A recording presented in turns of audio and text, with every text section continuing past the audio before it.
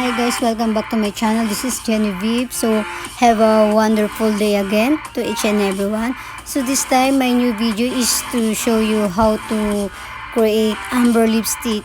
So keep on watching guys how I did this. So this is very simple, so and then you can create your own amber lipstick. So watch out.